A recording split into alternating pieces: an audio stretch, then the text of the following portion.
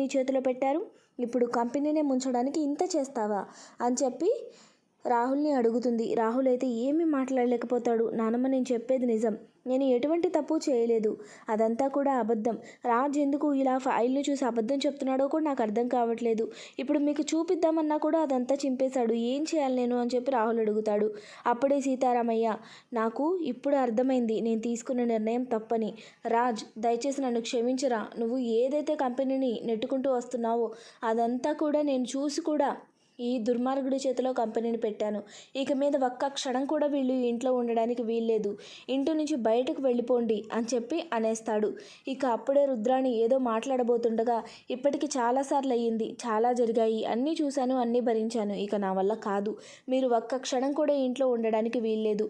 మీరు బయటకు వెళ్ళినా కూడా మీరు ఉండటానికి, తినటానికి, తాగడానికి ఎటువంటి లోటు లేకుండా ప్రతి ఒక్క రూపాయి నా మనవడు రాజే ఇస్తాడు. ఈ కుటుంబం నుంచి మీకు ఏదైతే రావాలో అంతా కూడా ఇస్తాడు అని చెప్పి అంటాడు.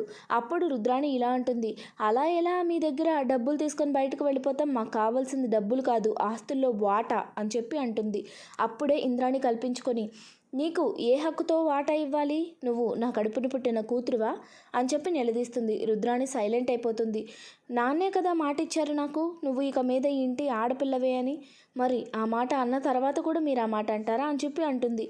అప్పుడు సీతారామయ్య ఇలా అంటాడు, నువ్వు ఈ ఇంటి ఆడపిల్లవే అయితే మా అందరి మంచి కోరుకునేదానివి, నా మాటకు విలువ లేకుండా చేసావు. ఇక నువ్వు ఈ ఇంటి ఆడపిల్లవేంటి, నువ్వు మా దగ్గర పనిచేసే పిఏ కూతురువి తప్ప మాకు నీకు ఎటువంటి సంబంధం లేదు. ఇక ఇది కూడా నీ మీద జాలిపడి ఇన్నాళ్ళ బట్టి నిన్ను, నీ పిల్లల్ని ఈ ఇంట్లో పెంచిన మమకారంతో, స్వప్న మీద ఉన్నటువంటి ప్రేమ, అభిమానం, ఆప్యాయతలతోనే ఇస్తున్నాం. తన బిడ్డ కష్టపడకూడదనే మేము ఈ నిర్ణయం తీసుకున్నాం. ఆ డబ్బు కూడా రాజిచ్చేది కేవలం స్వప్న మొహం చూసే, తన దయాదాక్షిణ్యాల మీద మీరు బతుకుతున్నట్టు లెక్క అని చెప్పి అంటాడు.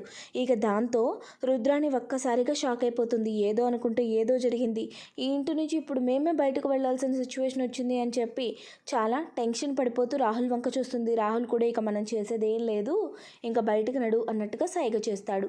ఇక రుద్రాణి, రాహుల్ ఇద్దరు కూడా బయటకు వెళ్ళిపోతారు. వెంటనే రుద్రాణి వెనక్కి తిరిగి చూసి, ఏంటి నువ్వు ఇక్కడే నిలబడ్డావు, నీ వంగుని వదిలేసి నువ్వు ఒక్కదానివే ఇక్కడ ఉంటావా అని చెప్పి అనగానే, స్వప్న, నాకు తాతయ్య అంత విలువిచ్చి నా కోసం అంత ఆలోచించి అంత చేశాక నేనెందుకు ఇక్కడ ఉంటాను, నేను మీరు ఎక్కడుంటే అక్కడే ఉంటాను, మీరు వేసే ప్లాన్స్ని తిప్పికొట్టడానికి చూస్తూ ఉంటాను అని చెప్పి వాళ్ళతో పాటు బయటకు వస్తుంది. అందరూ కూడా స్వప్నను చూసి చాలా సంతోషపడతారు, ఇలానే ఉండాడే ఆడపిల్ల అంటే అని చెప్పి స్వప్నని మెచ్చుకుంటారు. స్వప్న కూడా అందరికీ నవ్వుతూ బాయ్ చెప్పి అక్కడి నుంచి వెళ్ళిపోతుంది. ఇక ముగ్గురు కూడా రోడ్డును పడతారు. స్వప్న మాత్రం చాలా ధీమాగా, చాలా ధైర్యంగా ఉంటుంది. ఇక ఇలా ఉండగా కావ్య ఇంకా రాజ్ ఇద్దరూ కూడా అతి త్వరలోనే కళ్యాణ్ ఇంకా అప్పులు కూడా ఇంటికి వస్తారు. మన ఇంట్లో ఎటువంటి ఇబ్బందులు లేకుండా మనం సంతోషంగా ఉంటాము అని చెప్పి సీతారామయ్యకు చెప్పి చాలా సంతోషపడిపోతూ ఉంటారు. ఈ విధంగా బ్రహ్మముడి సీరియల్ అప్కమింగ్ ఎపిసోడ్స్లో జరగబోతుందండి. వీడియో నచ్చినట్లయితే తప్పకుండా ఒక లైక్ చేయండి, ఛానల్ని సబ్స్క్రైబ్ చేసుకోండి. Thanks for watching friends.